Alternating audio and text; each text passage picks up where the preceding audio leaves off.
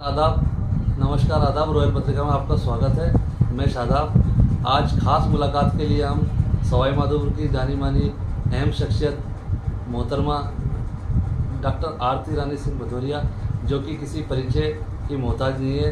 आगरा उत्तर प्रदेश में इनका जन्म हुआ और 1981-82 में इन्हें स्वर्ण पदक प्राप्त करा। अंग्रेजी महाविद्यालय में स्नातकोत्तर प्राप्त किया। मैम से इनका परिचय जानते हैं। सबसे पहले मैम, आपका स्वागत है रॉयल पत्रिका में। नमस्कार शादाब जी, बहुत बहुत अभिवादन मेरे सुनने वाले श्रोताओं को भी। और आपने जो मेरा परिचय दिया वो मैं इसके लायक नहीं हूँ। वैसे मैं आपको बता देती हूँ कि मेरा जन्म स्थान आगरा रहा है। मैंने सारी अपनी पढ़ाई की स्नातकोत्तर और पीएचडी के बाद। फिर मेरा विवाह 1985 में हुआ और मैं एक स्वतंत्रता सेनानी परिवार में आई। मेरे ससुर जी पूरा वयोवृद्ध स्वतंत्रता सेनानी थे, जिस परिवार में मैं आई, और मेरे पति बैंक में ऑफिसर थे। तो यहाँ पर आई और फिर तब से इस सवाई माधोपुर की धरती को मैं अपना ही मान रही हूँ। और आप जैसे लोगों की का अपनापन है जो मुझे हर क्षण ये एहसास दिलाता है कि मैं अपनों के बीच हूँ। मैम, आपने शिक्षा के क्षेत्र में, क्रीड़ा के क्षेत्र में, स्वास्थ्य के क्षेत्र में अलग अलग जो कि आपने जागरूकता के करके बच्चों को, निराश्रित बच्चों को अलग अलग क्षेत्र में काम किए। तो हम आपसे जानना चाहते हैं कि प्लीज़ आप ही एक एक जो आपने करे हैं उन कामों के बारे में आप थोड़ा सा रॉयल पत्रिका को, रॉयल पत्रिका के श्रोताओं को बताएं प्लीज़। धन्यवाद शादाब जी। मैं, जैसे आपको मालूम है कि मैं शिक्षा से जुड़ी हुई हूँ और मुझे शिक्षा प्रदान करना विरासत से मिला था, क्योंकि मेरे पिता खुद एक प्रोफेसर थे। तो मैंने जब यहाँ पर सवाई माधोपुर में आई तो 1985 में मैंने यहाँ पे राजकीय स्नातकोत्तर महाविद्यालय में अंग्रेज़ी प्राध्यापक के पद पर उस समय मैंने टेम्प्रेरी जॉब किया था। और फिर कुछ दिनों के लिए मैं चिल्ड्रंस एकेडमी में भी रही। और फिर मैं उस 90 में जब स्कूल एजुकेशन में आरपीएससी ने जब स्कूल एजुकेशन की स्कूल लेक्चर की वैकेंसी निकाली, तो क्योंकि वहाँ पर मेरा कॉलेज में मैं टेम्प्रेरी बेसिस पर थी, तो मैंने परमानेंट यहाँ पर फिर ज्वाइन किया। 90 to 95 में स्कूल में रही और फिर 95 में वापस जब 13 साल के बाद अंग्रेज़ी विषय की आरपीएससी हुई, तो आप लोगों के, मैं कहूँगी कि आशीर्वाद से मैं वापस कॉलेज एजुकेशन में गई। मैम, मेरा आपका जो सफ़र है शिक्षा के क्षेत्र में, आपने बच्चों को और कॉलेज में आपने बहुत मेहनत की है, तो कहीं ना कहीं इसमें आपको परेशानी भी काफ़ी आई होगी।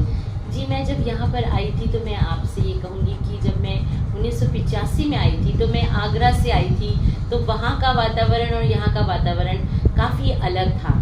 लेकिन पता नहीं, यहाँ पर मुझे इस क्षेत्र की जो एक खासियत है जिसको मैं बिल्कुल कहना चाहूँगी कि यहाँ पर कुछ भी है, ठीक है, लोग शिक्षा के क्षेत्र में इतने उन्नत नहीं थे उस समय भी, पर लोगों में अपनापन है। और मैं विशेष रूप से महिला शिक्षा और बालिका शिक्षा के प्रति मेरा रुझान रहा। यहाँ पर जब मैं गर्ल्स स्कूल में थी तो जो मैंने स्कूल की लड़कियों के बीच में जो समय गुजारा, तो मैं समझती हूँ वो उनके साथ उनके सुख दुख को बांटकर मेरी जो अनुभव की जो पिटारी थी वो बहुत ज़्यादा मजबूत हुई। और फिर मुझे लगा कि कुछ महिला क्षेत्र में काम हमेशा करना चाहिए और महिलाओं को अपने सशक्तिकरण के लिए कुछ नहीं, केवल एक शिक्षा को अपना माध्यम बनाना चाहिए। अगर आप शिक्षित हैं तो आप सब कुछ कर सकती हैं। तो यही बात को मैंने शिरोधार्य करके जब मैं राजकीय कन्या महाविद्यालय में मेरी पोस्टिंग हुई, तो वहाँ पर भी लड़कियों के बीच में हर पल मैं सिर्फ यही एक ही बात उनको अभी भी दोहराती हूँ कि आप लोग अपने पैरों पर खड़ी हुई, स्वयं शिक्षित बनिए, चाहे कितनी भी प्रतिकूल परिस्थितियाँ हों। अगर आप शिक्षित हैं तो आपका समाज, आपका परिवार और आप स्वयं भी सशक्त होंगे। जी मैम, आप कॉलेज से सेवानिवृत्त होने के बाद अब आप अंग्रेजी विषय के अलावा और कोई सी विषय है जिस पर आप बच्चों को मोटिवेट करना चाहोगे? जी, बहुत अच्छा प्रश्न आपने किया।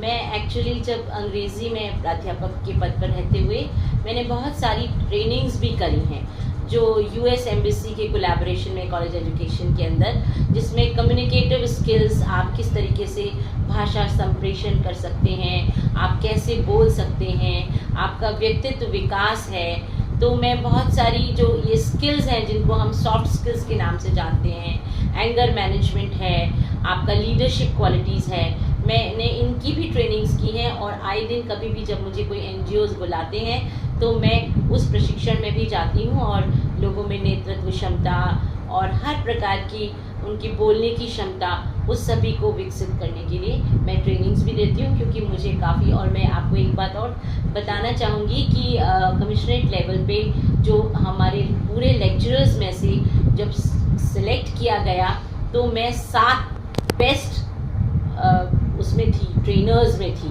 तो ये भी मेरे लिए एक आप लोगों की शुभेच्छा से ये गौरव है कि मैंने वो भी अचीव किया और लगातार मैं अब उसमें लग रही हूँ। मैं केवल राजकीय सेवा से तो सेवानिवृत्त हुई हूँ, लेकिन मैं स्वयं को अभी कभी भी सेवानिवृत्त नहीं मानती और मैं सोचती हूँ कि हमारे सामने इतने सारे मौके हैं, हम हर क्षण का उपयोग कर सकते हैं। जी मैम, आपके सामने मैम बहुत सी परेशानियां कठिनाइयां आई होगी और मेरा मानना ये मैम, जैसे आपने जिन बच्चों को बालिकाओं को पढ़ाया होगा कहीं ना कहीं वो आपको मिलती होंगी या आपके सामने आती होंगी, तो आपको क्या फील होता होगा उनको देख के, उन बच्चों को देख के? ये आपने बहुत ही अच्छा प्रश्न किया है। मैं बताती हूँ कि गुरु की जो सबसे बड़ी उपलब्धि होती है जब उसका शिष्य अपने गुरु के चरण वंदन करता है या नमस्कार करता है या ये स्वीकार करता है कि आपकी इस प्रेरणा से मैंने ये कार्य किया। मैं आपको ये बात साझा करना चाहूँगी कि जब 1987 से 90 में PG कॉलेज में थी, जो यहाँ पर को एजुकेशन कॉलेज है, राजकीय स्नातक, अब आजकल उसको शहीद कैप्टन रिपुदमन सिंह कॉलेज के नाम से जानते हैं। तो वहाँ पर भी मेरे कई स्टूडेंट्स थे और आज कोई RAS है, कोई IAS है और जब कोई रेलवे में बड़े अच्छे पोस्ट पर है, मुझे बड़ा सौभाग्य मिलता है कि मैं जहाँ भी जाती हूँ तो कहीं ना कहीं मेरे स्टूडेंट्स मिल जाते हैं और वो मुझे पहचान जाते हैं, क्योंकि टीचर्स कई बार नहीं पहचान पाते लेकिन बच्चे पहचान जाते हैं। और वो जब आके हमें कहते हैं कि मैडम आपकी वजह से हमने ये किया, तो उस खुशी का मैं आपको मतलब शब्दों से परे है, उसको बयां करना बहुत मुश्किल है।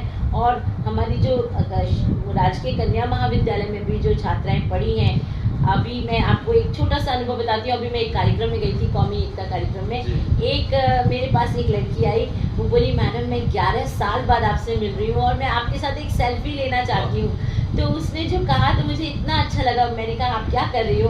बोली मैं टीचर हूँ। तो मैंने कहा बहुत अच्छा काम कर रही हो, तुमने मेरी बात को मानकर तुम पढ़ी और तुम अपने पैरों पर खड़ी हुई। तो वो लड़की नरगिस लड़की गंगापुर में थी, तो मुझे बहुत अच्छा लगा उसकी वो सेल्फी। और वो असल में क्या है, ये सब चीज़ें बहुत छोटी हैं लेकिन आपके मन के कोने में आपको एक संतोष देती है कि आपने जो भी काम किया, अगर आपने उसको 100% कर दिया या आपने उसको परफेक्ट कर दिया, तो बस वहीं आपके जीने का जो मकसद है वो पूरा हो जाता है। कहीं ना कहीं मैम ऐसे क्षण होते हैं जो दिल को छू जाते हैं और ये अनुभव एक अलग होता है। मैम कहीं ना कहीं हमने कभी सफ़र करते हुए रेलवे स्टेशन पर भी आपकी प्यारी मधुर आवाज़ सुनी है और आप बहुत अच्छी कवित्री भी है, आपने अपनी किताबें भी बहुत लिखी है, बहुत कुछ लिखती भी हो। तो मैं चाहता हूँ कि रॉयल पत्रिका के श्रोताओं को, सवाई माधोपुर वासियों को आपके कुछ बेहतरीन से एक दो अशार, कुछ एक दो मुखड़े हो जाएँ जो श्रोताओं को सुनने के लिए। धन्यवाद शादाब जी। बस मैं आपको एक बात और कहूँगी कि मेरा जीवन बहुत संघर्षमय रहा। मैं बचपन में मैंने अपने माता पिता को खोया। उसके बाद मैं भावुक होना तो नहीं चाहती लेकिन कई बार हो जाता है। फिर यहाँ पर मैंने असामयिक मेरे पति की मृत्यु हुई, पर ये लिखने का जो शौक़ था ना, या मैं कहूँगी लिखने ने मुझे एक नई प्रेरणा दी और मैंने अपने हृदयगत भावों को शब्दों पे जब उकेरा तो मुझे लगा कि कुछ ना कुछ संदेश भी दिया मैंने और अपने मन की बात को मैंने एक हल्कापन भी महसूस किया। तो लिखने पढ़ने ने मुझे बहुत संबल दिया और आज भी मैं सेवानिवृत्त होने के बाद इस कार्य को लगातार करती रहूँगी। और बस कुछ ना कुछ, मैं कोई बहुत अच्छी मैं कहूँगी कोई प्रखर कवित्री नहीं हूँ, लेकिन जो कुछ भी मन में आता है बस मैं उसको शब्दों में उकेर देती हूँ। और आपने मुझसे कहा है तो मैं आपको अपनी एक छोटी सी कविता और फिर एक गीत की 2 पंक्तियाँ आपको सुनाना चाहूँगी रॉयल पत्रिका के जो हमारे श्रोता हैं उनके लिए। तो ये मैंने मेरी जो कविता का शीर्षक है वो है सन्नाटा। रात की खामोशी में सुबगाते अरमानों को एक अनाम मौत दी थी सिर्फ तुमने। जानते हो सांसों के पिता चढ़ा हुए, न जाने कितनी बार मौत को जिया था मैंने। सांसों की सरगोशी कब बंद हुई मुझे याद नहीं। देह से मन की इस थकन भरी अंतहीन यात्रा का पड़ाव ढूंढते ढूंढते मैं कब मौन हुई मुझे याद नहीं। याद है वो पल जो खिंचते खिंचते इतना विराट हो चला था कि उसकी आगोश में सिमट कर उभरा था सिर्फ सन्नाटा। बहुत अच्छे बहुत अच्छे। और मैम आप और इसके अलावा कुछ सुनाना जी चाहोगे? हाँ, आपको मैं कुछ थोड़ा सा अपने मूड को चेंज जी करते जी हुए बिल्कुल। हम भी चाह रहे हैं मैम कि आप थोड़ा सा भावुक हो गई हैं और कहीं ना कहीं आपका जो फ्लेवर है वो चेंज होना चाहिए। आरती मैम जो अपने असली अंदाज में वो दिखना चाहिए। आरती मैम की बहुत मधुर आवाज़ है और मैं चाहता हूँ मैम कि आप कुछ अलग फ्लेवर में जी जी बिल्कुल आपके लिए है ना जी।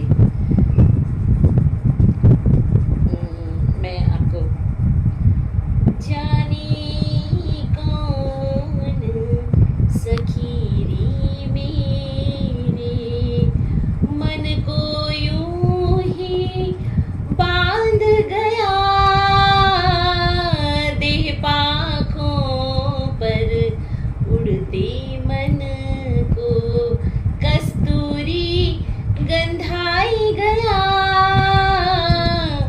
जाने कौन सखीरी मेरे डाल रेशमी आंचल मैंने मुखड़ा भी छुपाया था,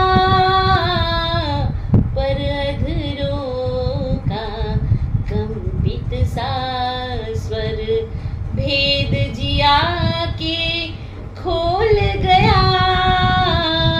जाने कौन सखीरी मेरे एहसासों की छाव तले भावों को संजोया था, शब्दों का तपता सा सूरज मन को यूं गरमाई गया।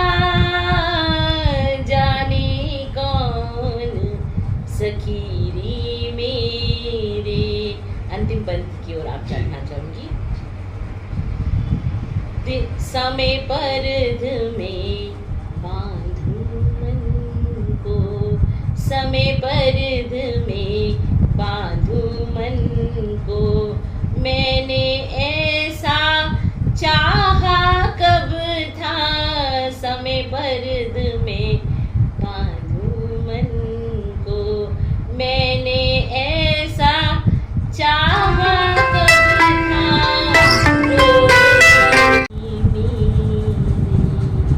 बहुत अच्छे मैम बहुत अच्छे। धन्यवाद।